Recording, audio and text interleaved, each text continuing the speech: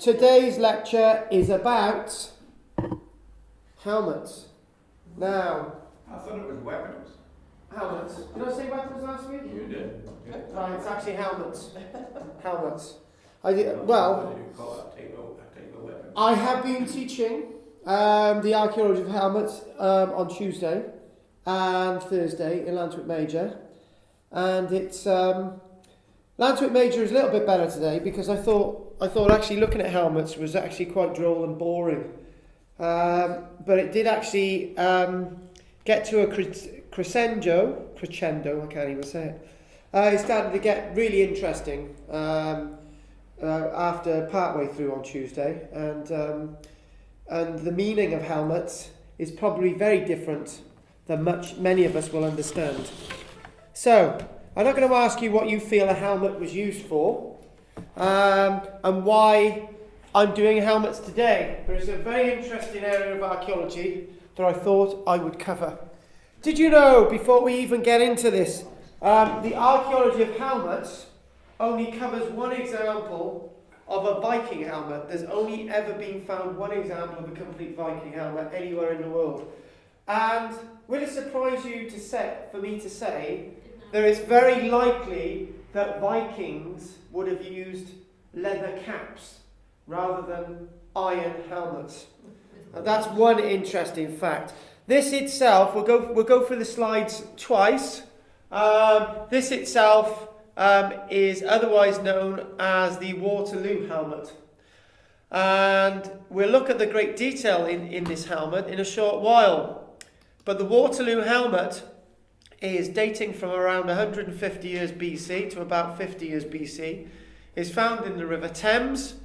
And these two sticky out bits here, these horn-like objects, are very reminiscent to something that you would see in literature, in the wonderful paintings of this period of the Iron Age, and they're described in literature and so on. As all our Iron Age ancestors in this country would have worn something like this. But alas, this is the only example of a horned helmet ever found from any period in British archaeology. Ever. Moving on. But this is just an overview. That itself is another interesting and amazing, tantalizing piece of archaeological evidence. It might look like a helmet used by an American soldier in the Second World War, but in fact, you're looking at the only piece of evidence to say that Julius Caesar in the archaeology ever came to this land. This is an example of a helmet that was more than probably used by one of the soldiers who came over with Julius Caesar, and that's the only piece of evidence to say the invasion ever took place. How can you tell it's Roman? We'll go on to that. We will go on to that one in a short while. Moving on, let's. There's it being excavated. We got an idea of context, more detail coming up. That there is known as the Palatal Helmet.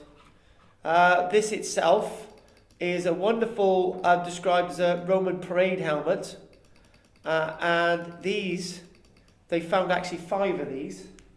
These are actually cheek protectors. They found 5 of them. With each helmet, there would have been 2 cheek protectors. What this is doing, we will talk about it in a short while. So that's the Palatal Helmet. And this one is a wonderful example of a helmet found in 1796. Has any of you ever seen this on display at the British Museum? This is a pride of place at the British Museum. This is on in the postcard pack at the British Museum, but we'll go on to that. So is that a picture of the helmet? Yes, or, yeah. that's a Roman parade helmet. No, that's the actual thing. That is actually the helmet itself. You mean the face as well? Yes. They used to look through the eyes, Oh. Yeah, exactly. Yes, exactly. But we'll build on this. This was actually found a few years ago in Cumbria. It's now owned privately, and it was auctioned at Sotheby's for £2.3 million. This is part of the ongoing debate. If anyone finds anything, they should donate it to the state. They should not get any monetary value for it, or the state should pay properly accordingly for the artefacts. Because as an archaeologist, I am not allowed by law to receive any remuneration for anything I find. Sorry, that didn't come out right. And I don't think any members of the public should either, but to encourage them to declare their finds, they should be given a decent value. This example itself was not classed as treasure trove, but in fact it's worth £2.3 million. This is a Roman parade helmet. This would be of pride of place in the British Museum, but we in this land do not have powers to seize these types of artefacts. It should be on display in a museum and not in a private collection, but that's another debate. Quickly, as we sort of look at these in brief, this is an example of a helmet from the period of another Roman invasion, the Roman invasion in AD 43, led by the very great Emperor Claudius. This itself is probably the most finest helmet ever found in Britain. This is known as the Coppergate helmet, where it's been excavated in 1982. More details to come up. That itself, you're looking at the Coppergate helmet itself, from approximately 800 to 900 years AD, so 1,100 years ago. This is an example of a Anglo-Saxon helmet. And this one is a very famous one. This is the Sutton Hoo helmet. And that is some more of the detail of the Sutton Hoo helmet. So what I want us to do now is I want us to look at my wonderful notes, and it should go very well now. And next week we will be able to deal with the image problems, but I can't do anything about that now. So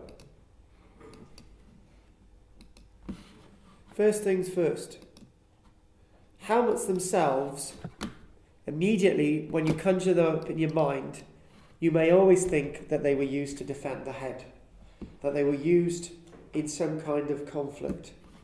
Now, the one that we're going to look at first is going to be the Waterloo Helmet. So remind you briefly what the Waterloo Helmet looks like as we start to get in. This is the Waterloo Helmet. That there. Isn't that impressive? Why is it called Waterloo? Probably found there, was I will go into that in a short while. That's the Waterloo Helmet. Notice the wonderful European endless spirals and circles, which is very similar to the shield design of Battersea, the Battersea shield. Can you see that? The Battersea shield. And also, this is the same type of design that you will see on the Snettisham Talk. So it's all around the same time, between about 300 to about the 300 BC to around the time of the Roman invasion proper in AD 43. So, this Waterloo helmet itself is to be seen in pride of place in our British collection. The Waterloo helmet dates from around the time that the wonderful Julius Caesar was coming over to our land, and it was found in the River Thames in 1868 at the site of Waterloo Bridge. Now, there are two stories of its discovery. One of the stories of discovery is that it was found whilst Waterloo Bridge was being constructed. And the other story of discovery, it was found when the River Thames at that point was being dredged. But the very interesting thing about the Waterloo helmet is that it may have been deposited in some kind of burial, or it may have been deposited deliberately into the earth. We cannot know. But the preservation of the Waterloo helmet is very much unique in British archaeology. It was dredged up in the Thames. It must have been rolling around for a very short period of time. But what we do know about the River Thames, back in the day, over 2,000 years ago, the River Thames itself was a very wide river. You could walk across the River Thames. It was very shallow because it was very wide. Now they narrowed it, becomes very deep, becomes a channel in itself. and maybe that helmet was deposited in some kind of site, not necessarily a burial site, and that's been eroded away, and has ended up intact in the River Thames. Now, one quick detail about the River Thames that some of you might not know. What's it made of, please? It's made of bronze, which we'll go on to. Now, one fascinating thing about the River Thames is that if you're looking for medieval leather shoes, you can find it in one specific spot in the River Thames. If you're looking for copper pins, they will all congregate in one area. If you're looking for helmets, they will all congregate in one area.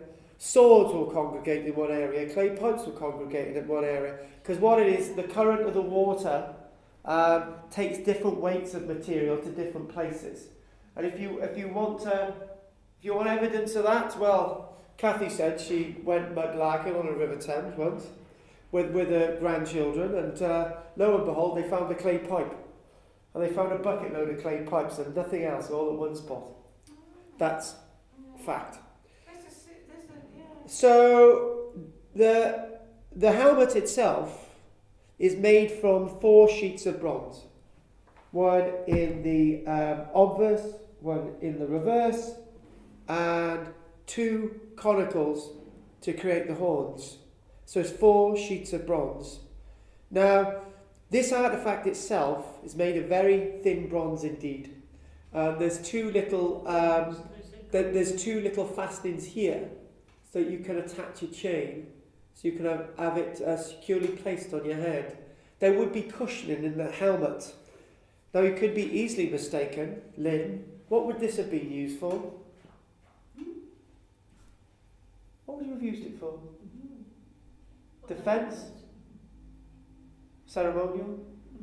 The helmet? Goodness knows. Bill? Status. Maybe. Ceremonial, I'd say. What's they do? Oh God.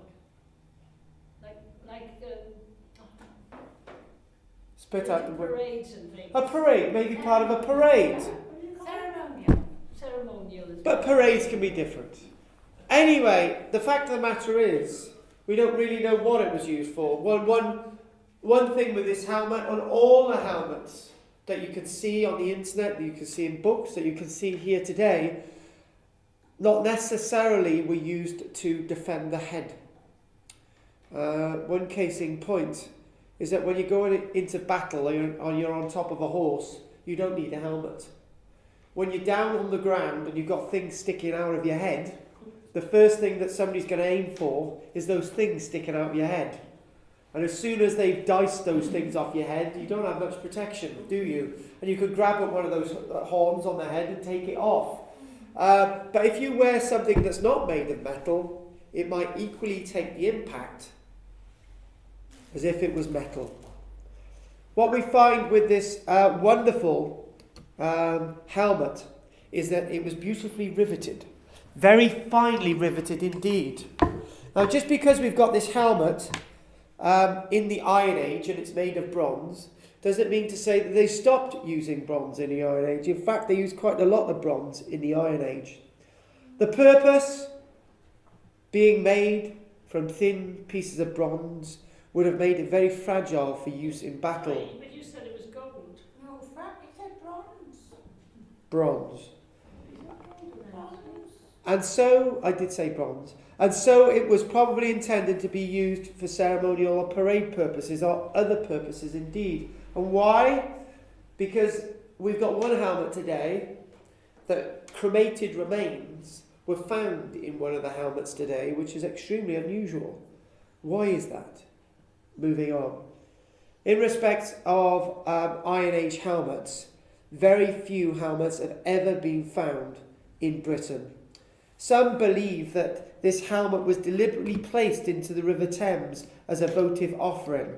There's one problem with thinking that it was placed in the River Thames as a votive offering. It would have been in a very bad state after 2,000 years when it was discovered. The Waterloo Helmet is one of only 3 Iron Age helmets found in Britain. Only 3. So it might indicate that our ancestors in the Iron Age probably didn't wear helmets as a rule. So we haven't found many of them. And this idea of these protruding conical horns, when it was found in 1868, made everybody think that our Iron Age ancestors had horns on their heads, including the Vikings. But, however, the idea of having animal horns on your head is depicted on carvings on the Triumphal Arch in Orange, France, dating from 55 BC, erected to Julius Caesar's great victory. The idea of horns is also seen on the Gudenstrup cauldron from Denmark, also from the same time. But it doesn't mean to say that our ancestors wore horns on their helmets as a rule. We've only ever found one example in Britain, full stop. So, that reconstruction of the past, with the fact that we wore helmets with horns on, is something that we need now to put into the shelf of this didn't happen. Go on, Anne. I was just wondering if that's how archaeologists have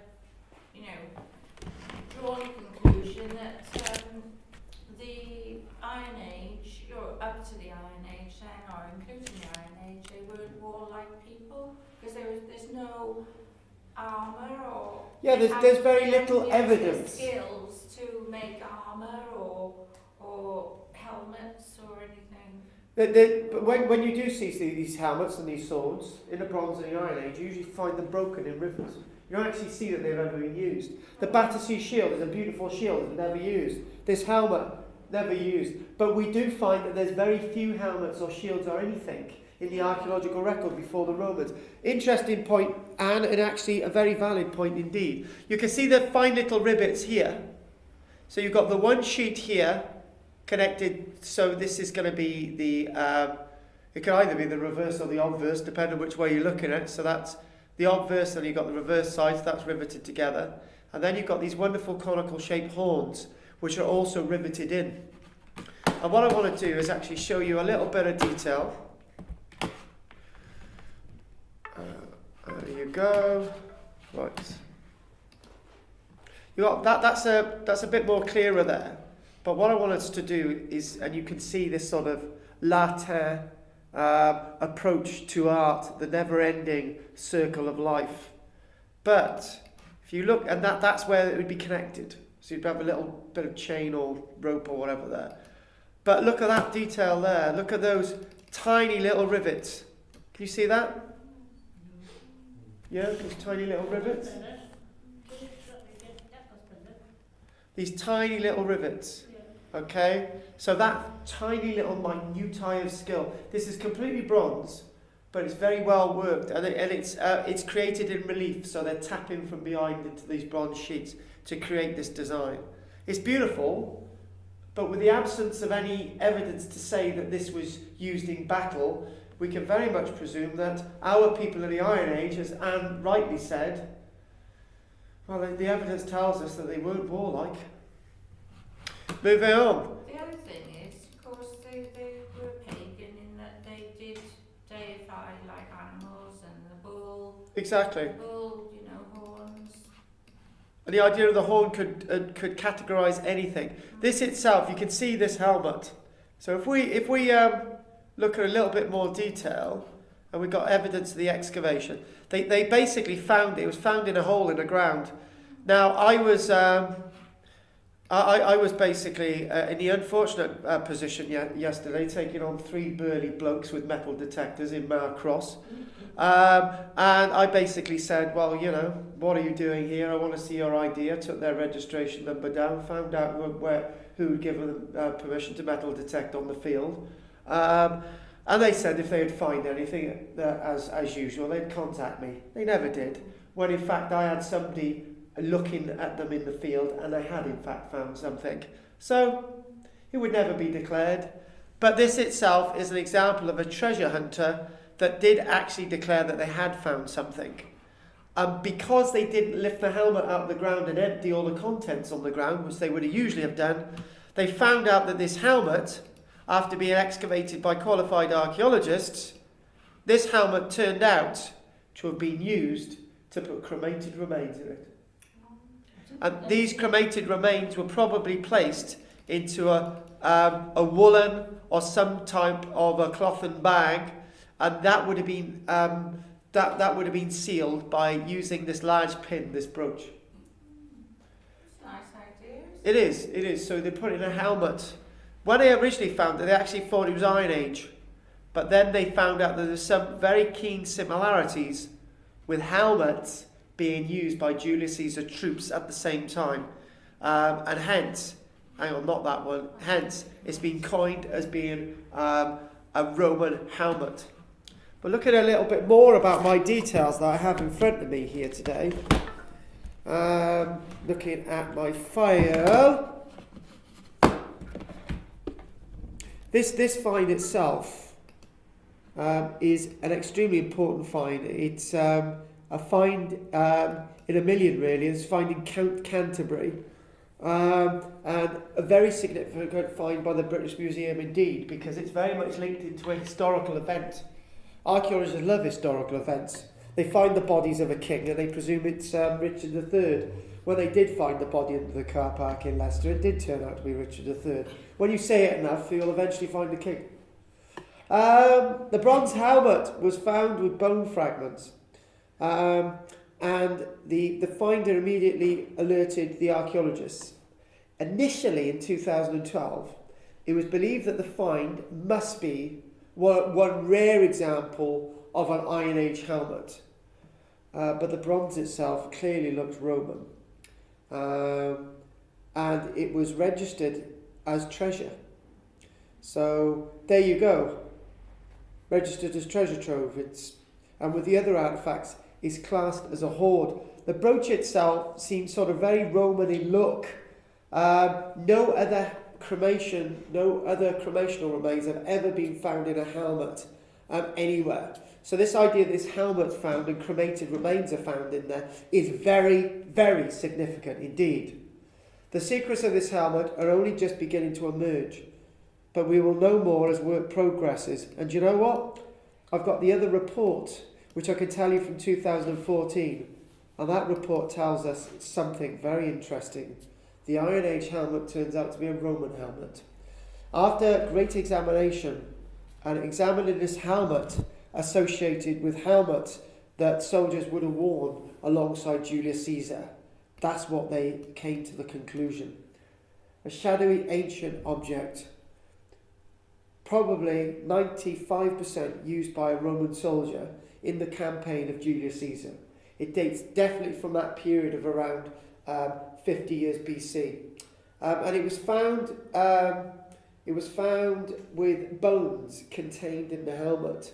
And the very interesting thing with the bones being contained in the helmet, if this had been excavated now, we'd be able to tell what bag the bones were actually contained in, because we've got analysis now that we can see the fibres attached to some of the coins itself, and we'd be able to understand how the bag was tied and everything with technology today.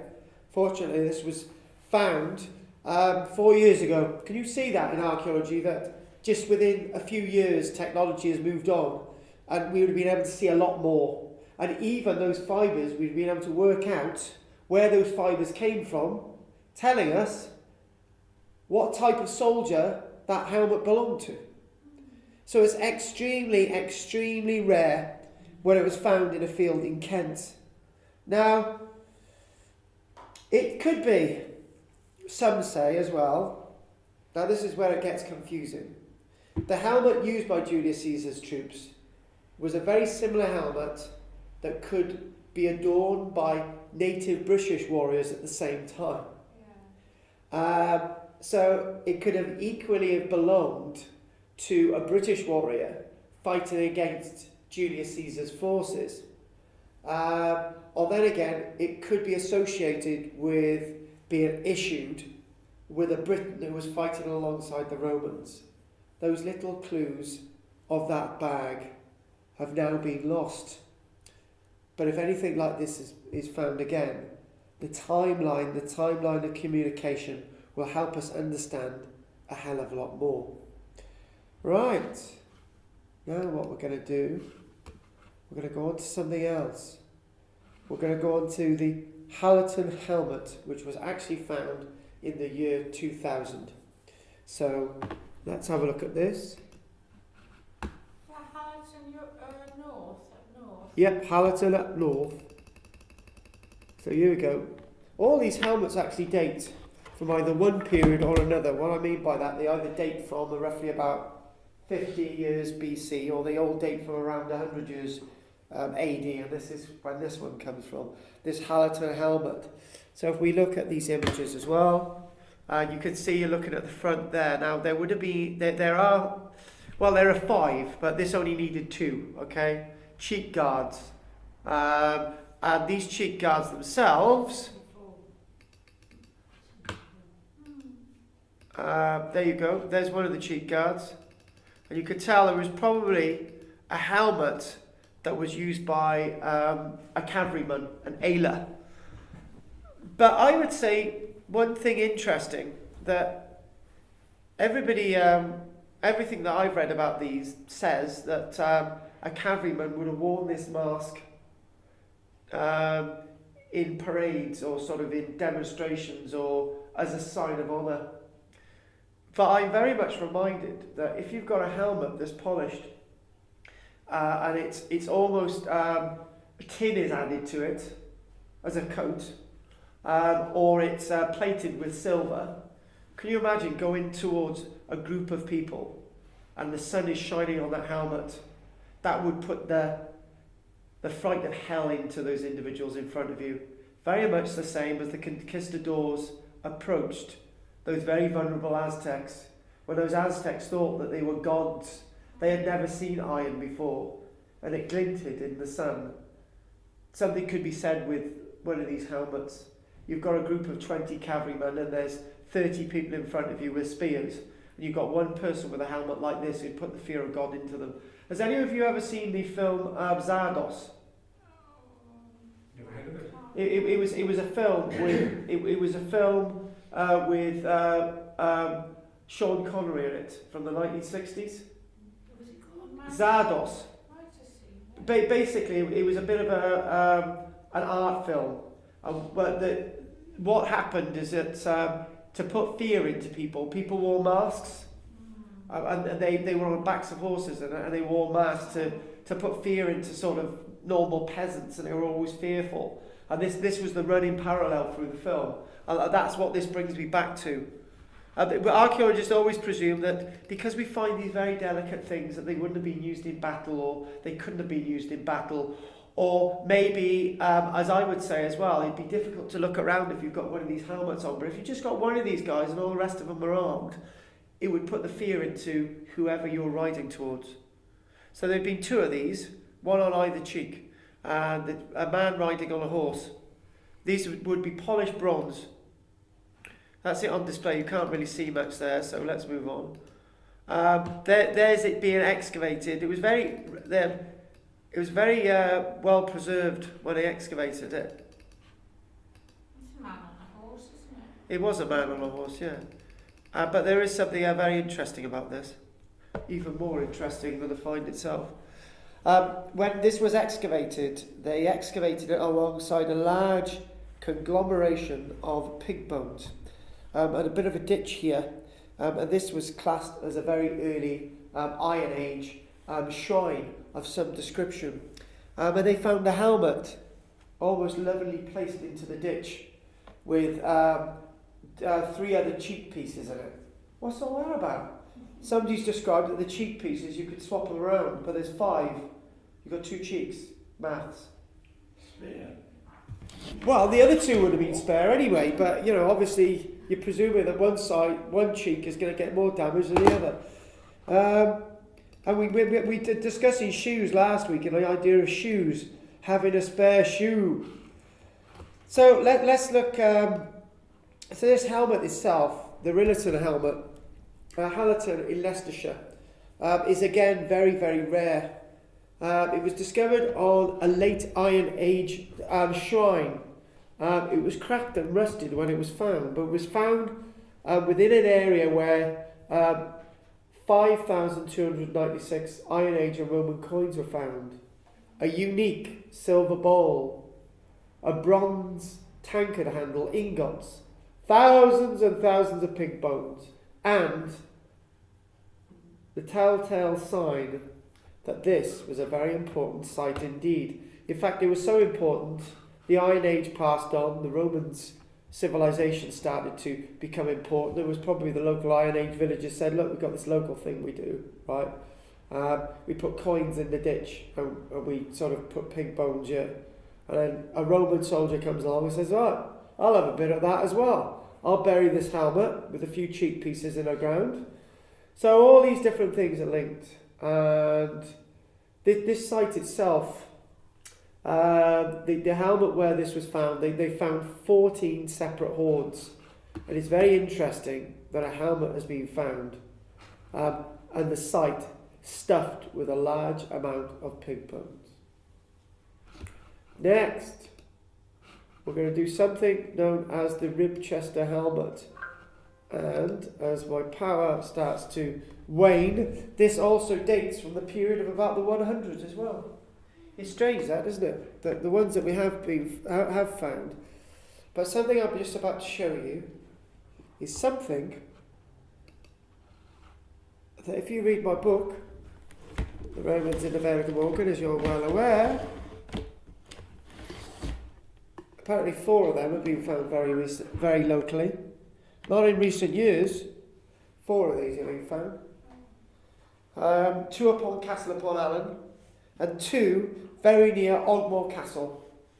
Oh, okay, so Ogmore. They're described as parade helmets. They're described as parade helmets. But you know what? When they had been described as being parade helmets, all 4 of them have now since disappeared. Like many things that disappear in archaeology. If you could lose a mammoth skull in your office in Oxford, Bill, you could lose one of these helmets. Stolen, you mean, Carl? That's a presumption. You've got a big mammoth skull on your desk. You go home the next day. It could have fallen off. Of course it could. You know, it could have rolled somewhere. You haven't got one, have you? Well, where No, I haven't because it fell off my desk. Who had the masks then? Were they locally owned or something? The local ones, yeah, they were found before the museum in Cardiff was opened. Oh. So they probably ended up under somebody's bed, and they used it for a Halloween festivity back then, and they just decided to chuck it away. We find lots of stories of these things, people not understanding them, and lots of these artefacts just disappearing. Now, let's just look at this. That itself opens up, so you can do this. That is actually, it actually opens up. And there you're looking into the face. Now, my 2 arguments, right? My 2 arguments. If you're on a horse and you're, say, going into some kind of skirmish, if you've got something like this on, right, it's going to be very difficult to see. But if you've got a group of soldiers with you, cavalrymen, ali, with you, and you've just got one individual like this, and the face is plated in silver or plated in gold, even better. The copper in the bronze itself is polished so it irradiates the light. You would frighten anyone coming towards you. I find You just need masks one. really scary. Oh, we find them scary. Somebody did mention that. Oh, actually, why would you be scared of a mask like this? Okay, because people in the past saw horrors in the past that we don't see today. My God, we watch the news every day and we see absolute horrors. But this itself would have been something new to the people actually seeing it. It would have been very new. They may have been used to helmets, but they weren't used to helmets either. Native Britons, if we get from the fact that we've got how many helmets from before the Romans? 2, 3? 2 or 3?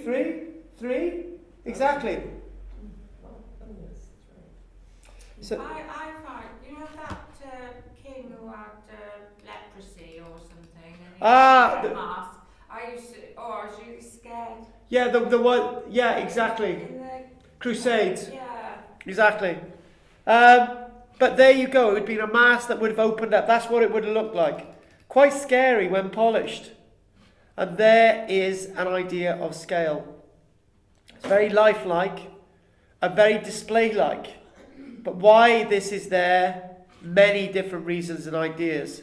But that obviously, let's describe a little bit more detail from the archaeology itself. Good. Right, just checking on time. 3:21. We're gonna have a break. Excellent. Yeah. Only because you need pasty. What do you drink? Good question. Yeah, go on. How many Roman helmets have you found? Me. No, generally now. There's no more than about No. 5 that have been confirmed and on display. You know the classic description and use of the Roman helmet? We're now on part 2 of the lecture on helmets. We didn't quite get to the Ribchester helmet, and I was looking at my time before to basically gauge when we were going to run out. And strangely enough, I had a phone call at the same time. But we didn't get into this. The Ribchester helmet, found in Lancashire in 1796. It was found astonishingly on waste ground. And up to that point, it was probably seen as a very unique find. But the next artefact that we're going to look at, found very near Lancashire, in Cumbria, will be to tell us something very deep and interesting to what I've been talking about. The Ribchester helmet, again, dates from around AD 100. And lots of archaeologists believe, because it was finely crafted and it was a prestige piece of equipment, it was only used by elite cavalrymen, known as the Ala, which was the name that the Romans would give for a cavalryman. But because very few of these have been found, it's easy to presume that it was a finely crafted prestige piece of equipment. But maybe there were many more out there for the reasons that we've described. It eventually went to the British Museum in 1814 and hasn't seen the light of Ribchester for 100 years, where it is now on display. So we go from the Ribchester helmet to this next wonderful piece of archaeology. So if we want to look at this now, and this next wonderful archaeological artefact was found in Cumbria. And there's a whole other story associated with it. And the whole other story is its value to the nation, its inability to be saved and displayed to the public, and it's one of the finest pieces of craft metalwork ever found from Roman Britain. And let's look at it now. Here we go. And I think you'll all agree on that. Let's just have the light a minute. We'll just come back to it. I think you'll all agree that this is a very fine piece of work. This is found in Cumbria by complete accident. It does look bizarre, doesn't it? But that looks very lifelike. You can. Venetian. Well, that the style of that, you can imagine somebody looking out through those eyes, but. Like a clown's hat. Yeah, we see today clowns' faces used to scare people. We also used to see that clowns' faces were to be seen to make people happy. Scary face. Yeah, so this isn't a scary face, but it can be used to scare and incite fear. And it's always the archaeologist's will to simplify things. In these classes, I like us to think a little bit more. But the description of this helmet, the description of what this was used for, is to come. So yeah, let's have a look at that. Let's get the light back on now. It is a helmet, not a disguise. Oh, you've entered something very interesting there, haven't you? Disguise. Why would you want to disguise yourself as a Roman? Why would you want to hide? That's a very interesting thing. You're thinking like an actor now. I've never heard that one mentioned. It's some kind of a disguise. That's an interesting one. I can't think we can go any further with that. It's a Roman helmet which is absolutely complete with a face mask, and it's one of very few examples of face masks that we now have on display. And when we come to Roman helmets, as we said just before the break, we said maybe there's 5 intact Roman helmets in Britain that are of a good state. There's probably half a dozen others, but very few actually out there. But these types of parade helmets, there are only about 3 of these in existence in Britain. It doesn't look like a regular helmet at all. It doesn't at all. Well, now, would you think of this being used on parade? Now, there's all these different questions. It was seen that the headgear itself would have had attached streamers that may have been used for sporting displays or may have been used for combat displays. Even the British Museum declared it as being of great importance. Were there any marks on it where somebody hit him? No, there's no marks on it. Actually, there's no marks on any of the helmets we've seen today. None at all. The Crosby Garrett helmet, which again dates from around AD 100, they're all around from the same date, has been named after the hamlet in Cumbria where it was found. Now, the year it was found, and some of you could have picked this up in the media, the year this was found was actually found in May 2010. And it was deemed not to be a find that they could have as treasure trove.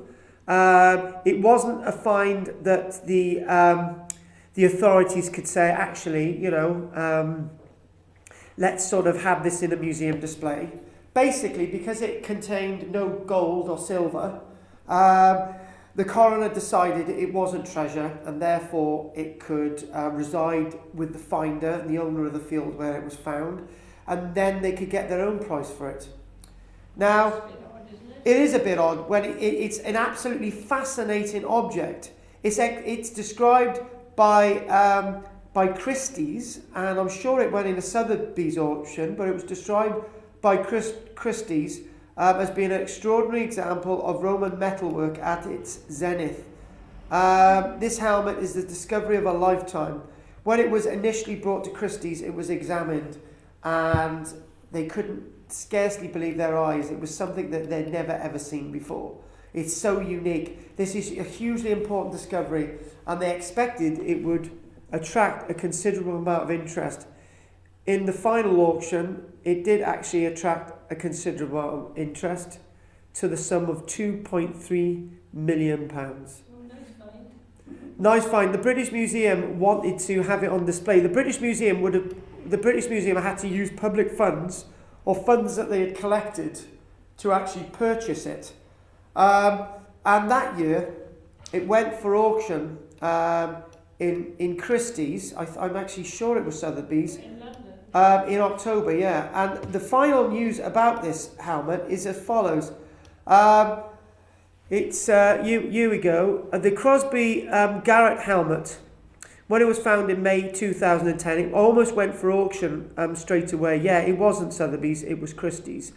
And it went for sale to an undisclosed private buyer, and has only been placed on public display twice. Which is a great shame because it hasn't been seen sight nor hear from in 2 years. So somebody's got it in their house and nobody else can see it. The headpiece itself is very much continental, very much has an Eastern appearance to it, and it's extremely rare. Something to do with the information. It's got 82% copper, 10% zinc, and 8% tin, which, when it was originally created, and it was probably created from melted down scrap, the eventual appearance was that the face itself was tinned, and that gave the appearance of silver, so any sun hitting it, it would have just shone off, it would have beamed. This is going back to this film, Zardos. And going back to the contested doors, all you need is one person with this type of face gear, and it's enough to put the fear of God into anybody. The writings or tacitus and over in others wouldn't sort of refer to any sort of ceremonial use where helmets were used? The answer to that is, when I was giving my Roman workshops, is that because lots of these things were probably commonplace, the writers of the time chose not to write about them. For example, lots of Roman writers don't write about epidemics and disease because there was so much of it. Most people didn't write about the fact that people would die drinking water because of the lead poisoning, because it was just so common. Why write about common things? It's like today, right? I keep a diary, but I don't write in my diary when I went to toilet. I don't write in my diary everybody that phoned me that day, because it's just common. You know, I speak to Michelle on the phone twice a day. I only write in maybe occasionally. I spoke to Michelle when I was, I don't know. In the car. I don't know, whatever. But yeah, I'm not going to write it down all the time. It's like our writers in the past. We don't. They didn't write everything down. The next helmet is something that you wouldn't probably come across. Classed as another Roman helmet, and it's this. And I think this is quite spectacular. Can you see that there?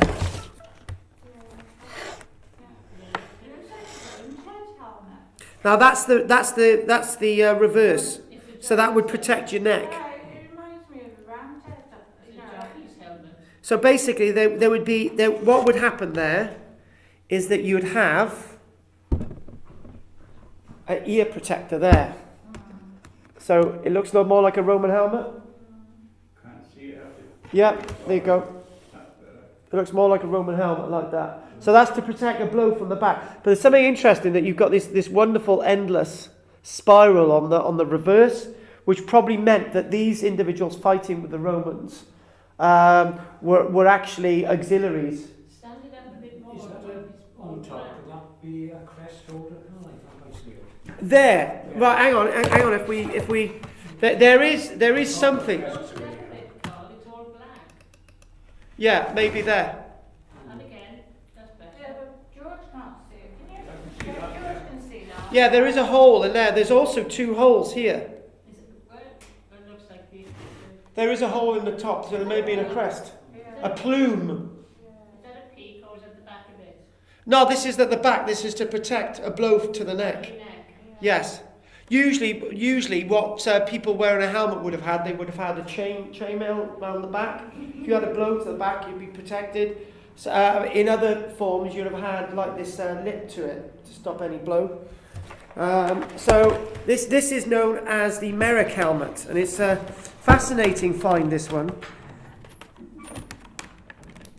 And what we're going to... Combat helmet, is it?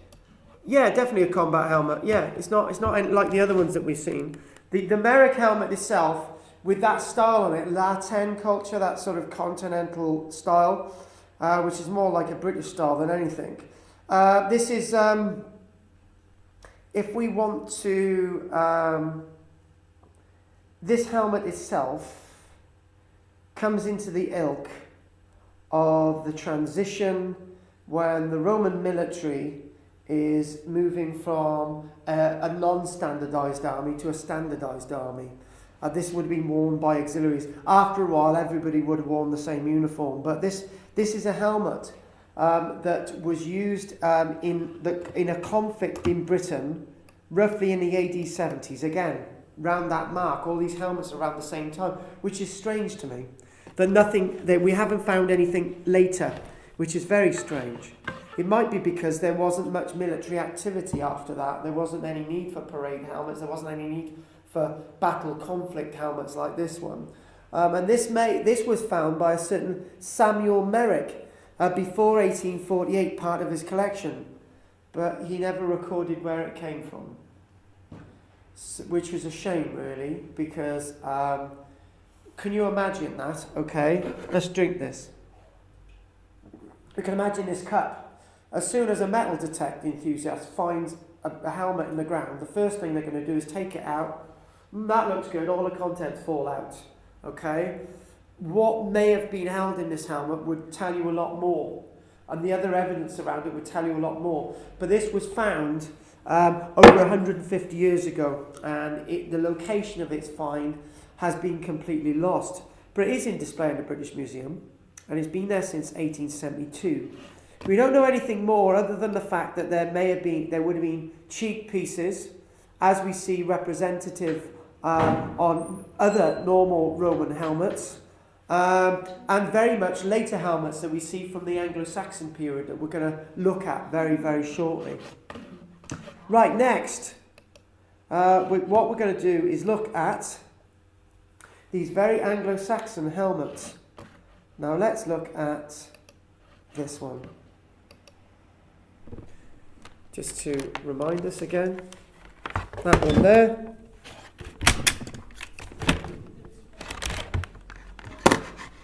Should have gone to Specsavers. Right, okay. What? Who?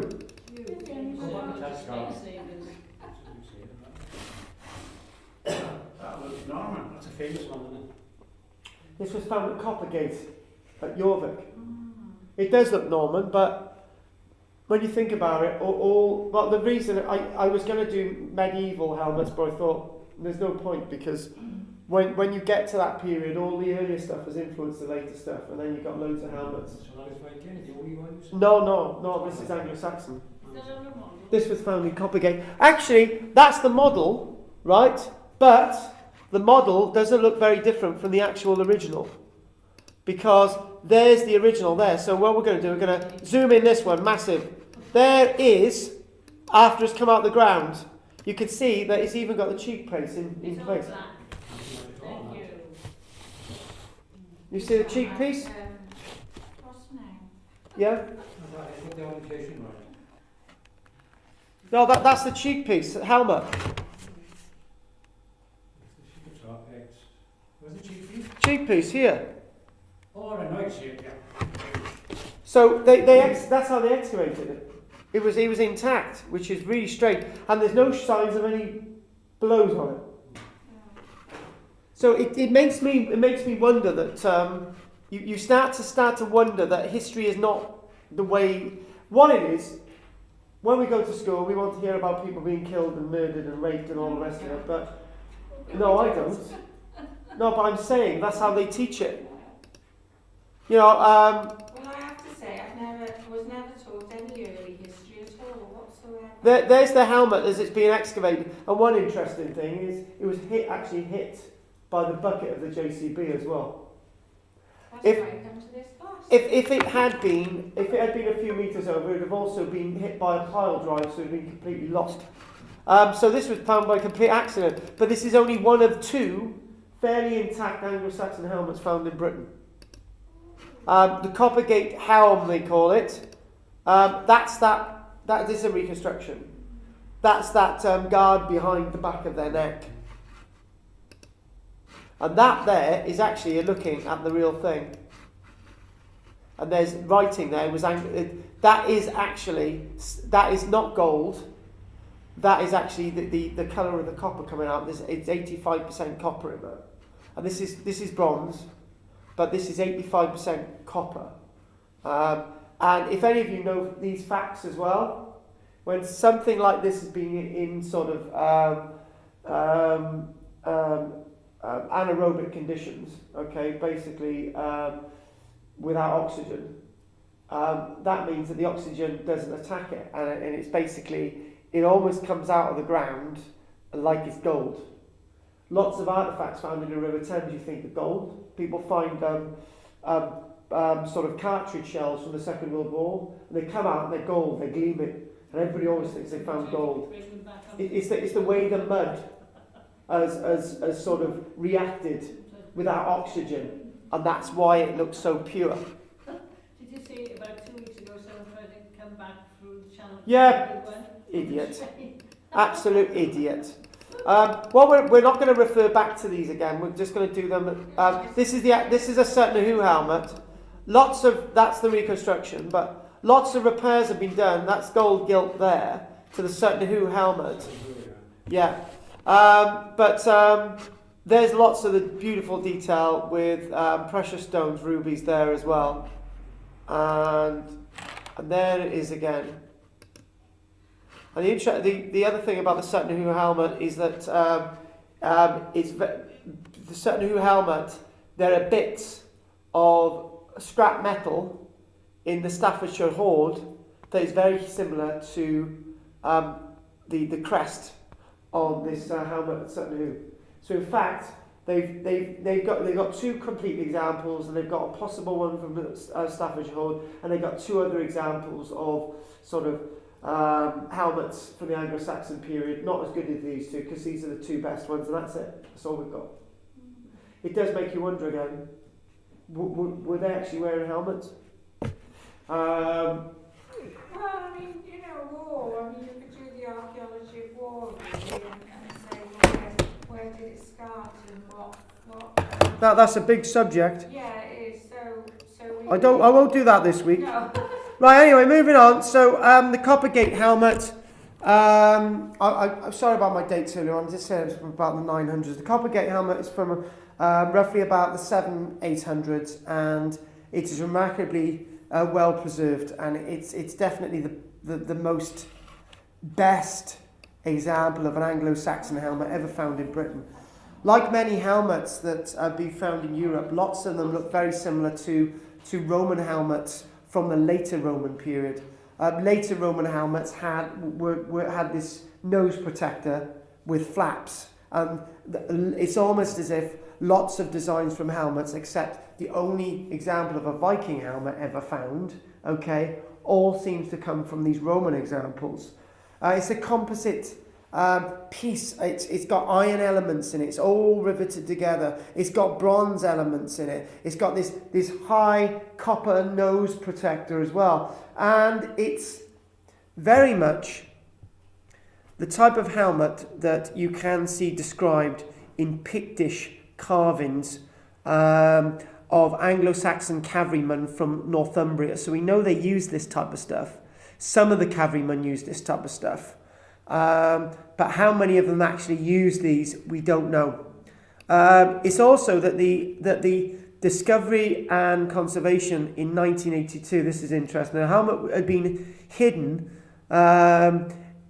near where you see the Viking remains at the Jorvik Viking Centre, and had been hidden in a well of all descriptions, and was damaged when it was uncovered by a mechanical digger in 1982. It hit it, and it probably said, "Oh, I've seen mechanical digger drivers, right, and I've worked with them, and it's like usually it's like, come on guys, just a bit more muscle, get it out."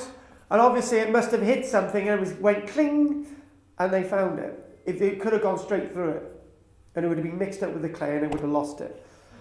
It's a Christian helmet because it's got the following inscription: "Ire nomine nostriae Dei ea omnibus decamus eam oscere," which basically means, in the name of our Lord Jesus, the Holy Spirit and God, and to all we say Amen, Oshere Christ. So basically, this is something that was worn by a Christian, or we presume. The brass crest terminates in a decorative animal head at the base of the nasal. Okay, the brass eyebrows decorations which flank the nasal also terminate in animal heads. The decoration of the nasal itself consists of two intertwined beasts whose bodies and limbs degenerate into an interlaced ornament. And you know what? Let's just have a quick look at that again so you know exactly what I'm talking about. Right, here we go. There it is. There you go. Got the beast. Got the two little beasts. There you go. Is that the No, this is the one at Coppergate. You've got the two little beasts. There you go. Heads. Should have gone to Specsavers. Anyway, Which part of the mask is that? that's the nose piece. Oh, I think It looks like gold. Got that? Yeah. Yeah, Bill? No. Well, you just got to use your imagination. No, they're there. You could see them. Yeah. Oh yes. Yes. Oh, for God's sake, thank God for that. Talking about crabs, let's move on. Crappies. It's in front of me. Right. Right, the next one is obviously our Sutton Hoo helmet, and then we'll do the Viking one, and then we'll call it a chicken Cholula sandwich. Here we go. Now, the Sutton Hoo example of a helmet and the way it was found, and hang on a minute. Now this is interesting. Listen to this description, and we're going to move on to the Viking example really quick as well, because this description says it all.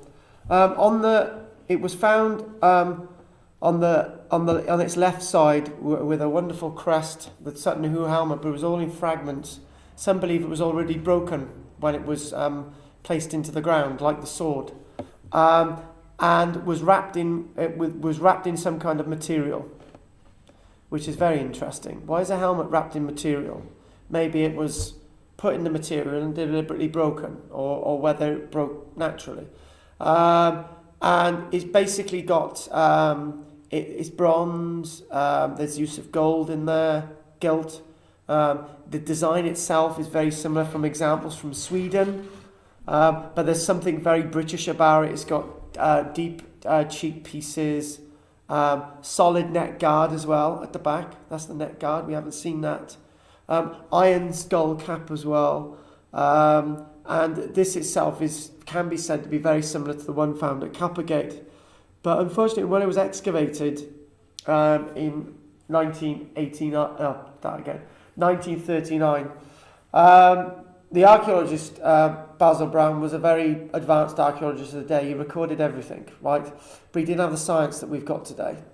It would have been great to have known more about the material that the helmet was contained in. Now we've got the technology to work out a lot more. Obviously, the helmet that we see has been extensively restored, but it's a good representation of something very important. Another period in history where we see Swedish Viking artefacts 150 years before the Vikings came to Britain. And this was found at Sutton Hoo. See, bits of history don't make sense. What history is what the archaeologists and historians want you to see, right? It's quite easy to say, right, the Vikings didn't come to Britain before 793, right? There's no evidence of it, right? New break, Vikings in Britain 793. They'd already been here for decades. So they were just people who just come over Yeah. to settle. Yeah, exactly. Why not? It's only when they wanted more, or Or did they? We don't know. It may have been going on for a long time. So here we go. This is the next one, which we're going to share with you. This is about our Viking helmets. But before we actually see the example of the Viking helmet, okay, which is going to be a very short one. Why is this the only existing Viking helmet? That's the headlines. Why is this the only existing example of a Viking helmet? Why? Because if we scroll down, there you go, that's the only example ever found. Ever. The only one. So you all see that, yeah? yeah. The only one ever found. There's no horns on it. That's the only one ever found, okay? That's how where now? Now we're going to come on to that. Now, this was actually found. This iron helmet is the only one that is found in Scandinavia dating back to the Viking Age. Other helmets have been found from before that period, but not from the Viking Age proper. Why are not more found? And where was it found, Bill? Now this is a very interesting piece because there's something fishy about it. In 1943, extraordinary rich finds from the Viking Age were made in Ringerike in eastern Norway. The finds included, among many other objects, the only helmet dating back to the Viking era found in Scandinavia. 1943, Norway. Why not? Helmets are described in the Norse sagas and almost exclusively in association with chiefs and kings. Illustrations from the Viking Age are almost non-existent, but in some cases where the Vikings are depicted with ships, it looks as if they are wearing a helmet. Oh, well, I'm wrong then. Or is it really helmets? It is suggested that the Vikings actually wore pointy hoods as protection from the weather. March 30th, 1943, during World War II, in Nazi-occupied Norway, on a farm of Ringerike in East Norway, a rich discovery is made. A burial mound proves to contain the burnt remains of 2 males and 76 different objects. They are placed in a wheelbarrow and hidden from the Germans. Yeah, right. How the hell are they going to get away with that when the place is crawling with Germans? Now, among the objects which date back to the 900s, there is a Viking helmet. 71 years after the finds, the helmet is still very special. There were also found an almost intact chainmail, 3 swords, one of which is ornamented with silver inlay and probably made in Gotland, 3 axes, 3 spearheads, 4 sword bosses, riding equipment, sword bosses, shield bosses, riding equipment, game pieces and die. It is believed that one of the buried men was a king. Hang on. It went nuts there. Was it decided that they had holes on their Hang on, we're going to do that now. Hollywood. Actually, they look quite good. Perhaps they didn't wear any helmets here because they were on ships. Here we go. You've just hit it. I wanted to do that, Lynn. Stop cheating. Since the finds, one object is still regarded as important, the helmet. Here we go. Only one helmet. There you go. You notice that there? This is from a medieval description of the Vikings. Your point, if I'm reading that, because I only caught a bit of it, Lynn, when I did this via Skype, when I did my Ironside class, I specifically said the following. I said they didn't wear helmets on board boats, because if you've got 30 guys on a boat, they weren't massive, these old boats, but you've got 30 guys, 15 either side, right? Having 30 helmets made of iron would have been extremely heavy. By not having these helmets in the first place would have meant that your journey would have been a lot quicker if you hadn't had any helmets. Oh, shields are Norman shape. They must have been quite heavy too. Um, Look at them, you know, Norman. Yeah, but they're mostly wooden. They're mostly wooden. Yeah, but the shape. Yes. Later one. But why is there only one found? Here we go. Norwegian archaeologists have put forward the theory that helmets were only reserved for the upper social strata of society. I actually disagree with that completely.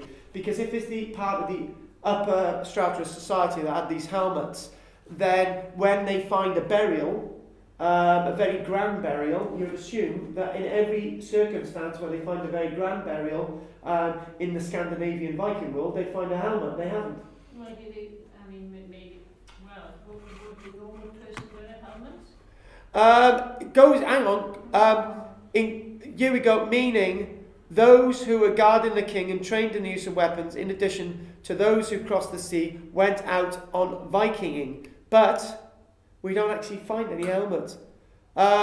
This theory does not correspond with the fact that only one helmet is found in Norwegian and Scandinavian Viking burial mounds. Could the answer be that the Vikings, to a very small extent, used iron helmets because they were too heavy? So to a very small extent they used them, but because they were so heavy, very few of them were actually used. In addition to weapons, food and other supplies, it was important to keep the weight to a minimum. And not least, there should be room for trade goods that were going to be transported back to Scandinavia. The Vikings were known to be extremely mobile and deadly warriors both at sea and land.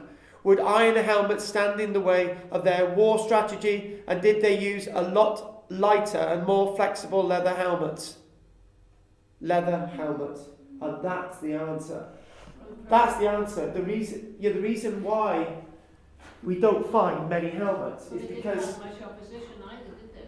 They didn't have much opposition either. The reason why we don't see lots of iron helmets is simply they were not practical. When they started working down the mines, or less so the mines, the professional hat to wear on a building site coming into the 1900s was a bowler hat. Yeah, It wasn't a metal hat, or it wasn't a plastic hat, or anything like that. It was a bowler hat, okay? That was said to offer enough protection. And all that is a very thin material, and it's not metal. Our ancestors probably thought the same. But I would like to say that the presumption is, and this was a very difficult one today, the presumption is that all our ancestors wore metal helmets. It's that thing that comes from Hollywood. But maybe that's not true. Maybe because of all the reasons, if you're going on board a ship, you wouldn't have had a helmet. In the Roman period, the Roman soldiers are described as all having helmets because it was set kit. But what about their opposition? If you've got a sword that you've been using in conflict for the past month and it's getting slightly blunt, a leather cap on somebody's head would give more protection than an iron helmet, because an iron helmet would shatter, right?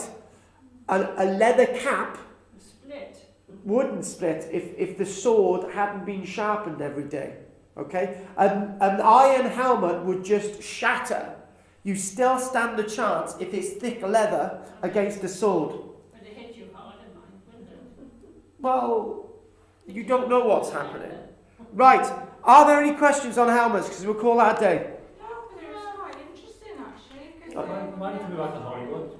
Yes. The classic Roman Hollywood. Yeah. Crest, the visor on top. Oh yeah, the visor. I've never ever seen that in that position, down in that position, in any film. Presumably that's what it was for. You pull it out and drop down here and carry it over back the face. I've never seen it. Yeah, but it makes sense. Actually, the whole point of Hollywood, right, and this is one of the acting skills, right? The director wants to see your eyes. The director wants to see your face. So you're not going to cover it up. Yeah, it makes it want them to look more ferocious. But in war, But in war, you're going to protect yourself. yeah, I should say. Right, are there any questions? No. Have you all enjoyed today? No. Thank you very much, folks. I didn't realise that Thank you. you meant in the world. I thought you meant the only helmets found in Britain, but you're actually saying... Viking helmets, as in we've only ever found one. But we were talking about Britain for most of it. But when we come to Viking helmets, we may as well say the world, exactly. Right, okay, next week we're going to be looking at the wonderful subject of wooden bowls. What? Bowls. Wooden bowls. And clay bowls. Bowls. Okay then. Thank you very much, folks. We'll see you all next week. Plaque on the... Right, on